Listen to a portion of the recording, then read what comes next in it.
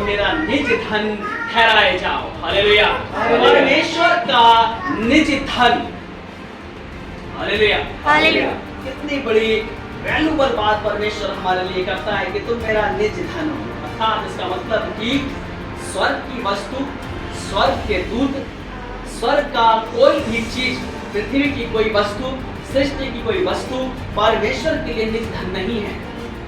निज मतलब होता है कि मेरा अपना, जिसकी बहुत ज्यादा वैल्यू है, उसको कोई मुझसे लेगा तो वो मालिक बहुत ही ज्यादा क्रोधित होगा और मालिक उसकी रक्षा करने के लिए हमेशा आगे रहेगा। वो कहलाता है निज धन। हालेलुया। हालेलुया।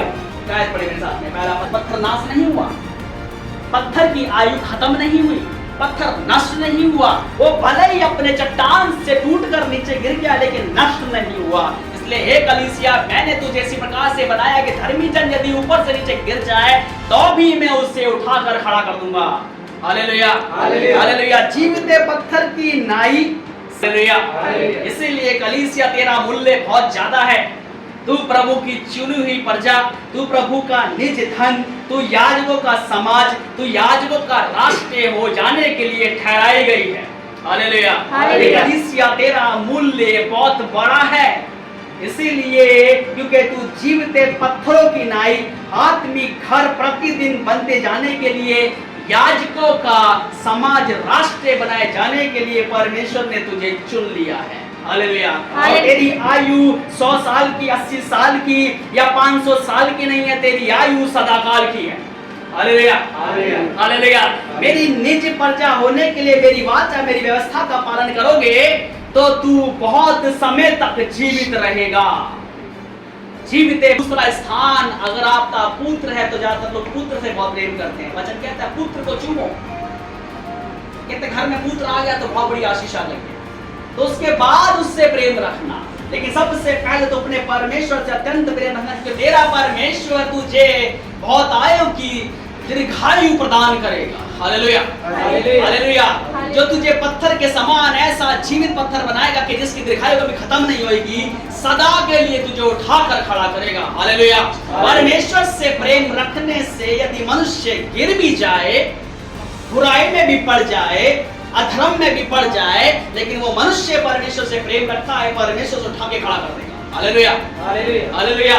उसके शाप को, उसके पाप को, उसके अधर्म को परमेश्वर फिर से मिटा देगा। और वचन कहता है मैं पलट के दोबारा स्मरण भी नहीं करूंगा तूने क्या किया। हालेलुया।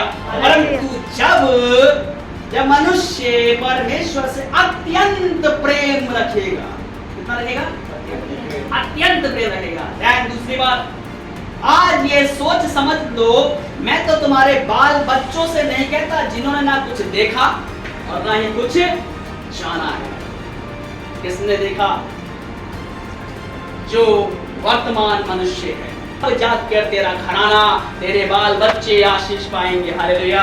जितने मुझसे प्रेम रखते हैं उनके पोते परपोते नाती पोतियों को मैं आशीर्वाद देता हूँ। जितने मुझसे बैर रखते हैं उनके पोते परपोते, उनके बच्चों को मैं उनके पूर्वजों का शाप देता हूँ। इसलिए प्रेजेंट वाली प्रजा से, प्रेजेंट वाले लोगों से परमेश्वर की आज्ञा है, परमेश्वर वचन कहता है। हालेलुया। इवन परमेश्वर बातचीत करता है। हालेलुया। हालेलुया। तू मेरी व्यवस्था का नित्य पालन करना, तू अपने परमेश्वर से नित्य प्रेम करना, भय मानते हुए प्रेम रखना, जिससे कि तेरी आयु, तेरी दीर्घायु बढ़ती जाए और तू परमेश्वर का पवित्र समाज, राष्ट्र ठहरे। हालेलुया। हालेलुया। जब तू करेगा तभी तो तेरे बच्चे करेंगे। हालेलुया। परमेश्वर से प्रेम रखा, परमेश्वर से प्रेम रखने का प्रतिफल याकूब को मिला है। हालेलुया। हालेलुया। हालेलुया। हालेलुया। उसके पश्चात में जब परमेश्वर ने उसके लिए ऐसा काम किया, तब परमेश्वर ने उसका प्रतिफल उसके बाल बच्चों को दिया। हालेलुया। हालेलुया। हालेलुया। मैं तुझसे कहता हूं जो वर्तमान की कलीसिया है, मैं तुझसे कहता हूं जो वर्तमान का मनुष्य है, मैं तुझसे कहता हूं जो तू अभी आया है, मैंने तेरे लिए कितने अद्भुत आश्चर्य कर्म किए कि अपनी बड़ी बुझाएं बढ़ाकर तुझे मैंने चुन लिया।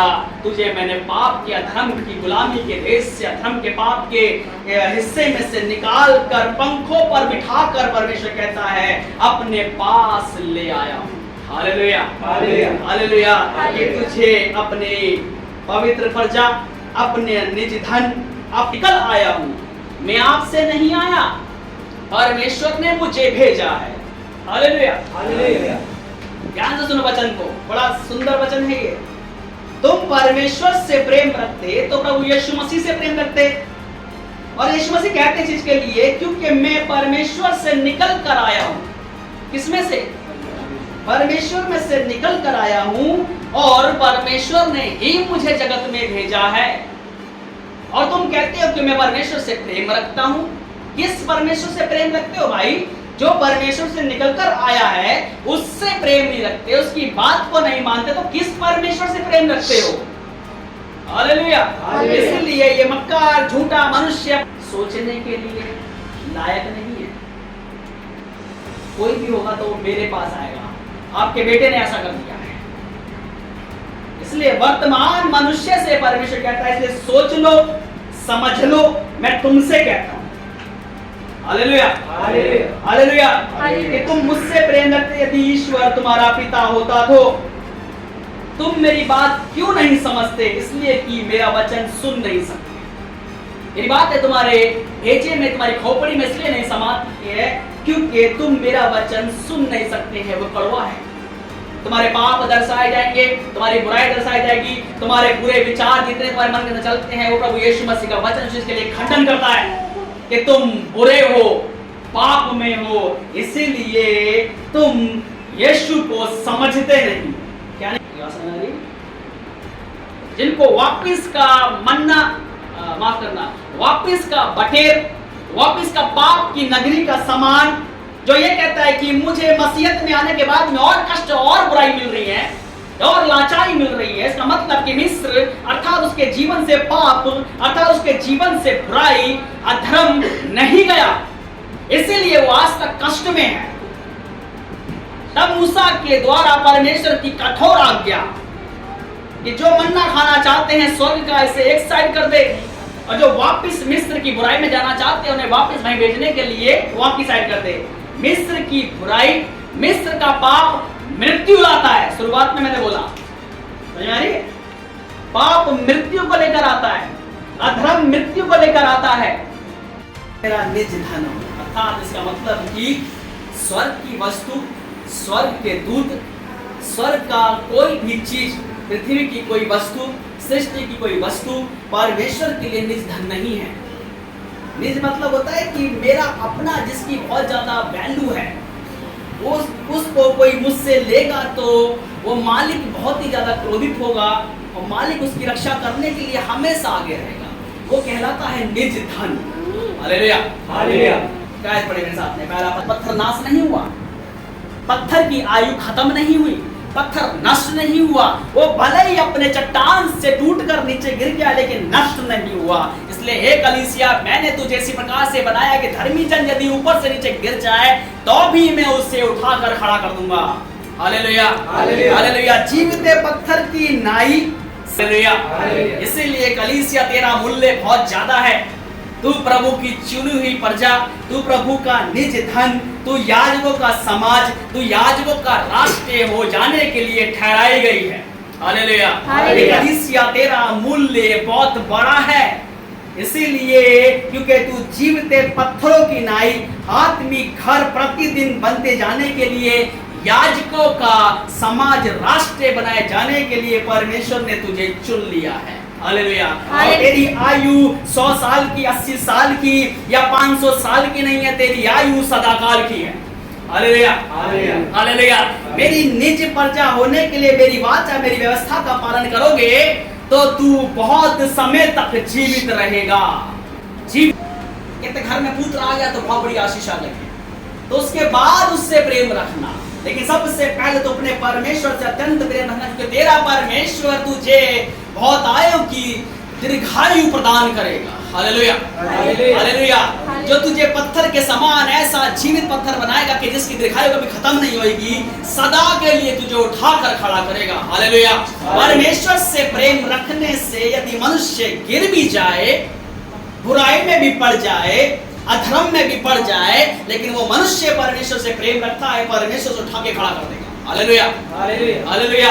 उसके शाप को, उसके पाप को, उसके अधर्म को परमेश्वर फिर से मिटा देगा। और वचन कहता है मैं पलट के दोबारा स्मरण भी नहीं करूंगा तूने क्या किया। हालेलुया। परंतु जब मनुष्य परमेश्वर से अत्यंत प्रेम रखेगा, कितना रखेगा? अत्यंत प्रेम रहेगा। ध्यान, दूसरी बात, आज ये सोच समझ लो, मैं तो तुम्हारे बाल बच्चों से नहीं कहता जिन्होंने ना कुछ देखा और ना ही कुछ जाना है। किसने देखा? जो वर्तमान मनुष्य है। जाग कर तेरा घराना, तेरे बाल बच्चे आशीष पाएंगे। हालेलुया। जितने मुझसे प्रेम रखते हैं उनके पोते परपोते नाती पोतियों को मैं आशीर्वाद देता हूँ। जितने मुझसे बैर रखते हैं उनके पोते परपोते उनके बच्चों को मैं उनके पूर्वजों का शाप देता हूँ। इसलिए प्रेजेंट वाली प्रजा से, प्रेजेंट वाले लोगों से परमेश्वर की आज्ञा कहती है, परमेश्वर वचन कहता है। हालेलुया। इवन परमेश्वर बातचीत करता है। Hallelujah, hallelujah. तू मेरी व्यवस्था का नित्य पालन करना, तू अपने परमेश्वर से नित्य प्रेम करना, भय मानते हुए प्रेम रखना, जिससे कि तेरी आयु, तेरी दीर्घायु बढ़ती जाए और तू परमेश्वर का पवित्र समाज, राष्ट्र ठहरे। Hallelujah, hallelujah. जब तू करेगा तभी तो तेरे बच्चे करेंगे। हालेलुया। परमेश्वर से प्रेम रखा, परमेश्वर से प्रेम रखने का प्रतिफल याकूब को मिला है। Hallelujah, hallelujah, hallelujah, hallelujah. उसके पश्चात में जब परमेश्वर ने उसके लिए ऐसा काम किया, तब परमेश्वर ने उसका प्रतिफल उसके बाल बच्चों को दिया। Hallelujah, hallelujah, hallelujah. मैं तुझसे कहता हूं जो वर्तमान की कलीसिया है, मैं तुझसे कहता हूं जो वर्तमान का मनुष्य है, मैं तुझसे कहता हूं जो तू अभी आया है, मैंने तेरे लिए कितने अद्भुत आश्चर्य कर्म किए कि अपनी बड़ी बुझाएं बढ़ाकर तुझे मैंने चुन लिया। तुझे मैंने पाप के अधर्म की गुलामी के देश से, अधर्म के पाप के हिस्से में से निकाल कर पंखों पर बिठाकर परमेश्वर कहता है अपने पास ले आया हूँ। Hallelujah, hallelujah, hallelujah. कि तुझे अपने पवित्र प्रजा, अपने निज धन अब निकल आया हूँ। मैं आपसे नहीं आया, परमेश्वर ने मुझे भेजा है। Hallelujah, hallelujah. ध्यान से सुनो वचन को, बड़ा सुंदर वचन है ये। तुम परमेश्वर से प्रेम रखते तो प्रभु यीशु मसीह से प्रेम रखते। और यीशु मसीह कहते चीज के लिए, क्योंकि मैं परमेश्वर से निकल कर आया हूं। किसमें से? परमेश्वर में से निकल कर आया हूं और परमेश्वर ने ही मुझे जगत में भेजा है। और तुम कहते हो कि मैं परमेश्वर से प्रेम रखता हूं। किस परमेश्वर से प्रेम रखते हो भाई?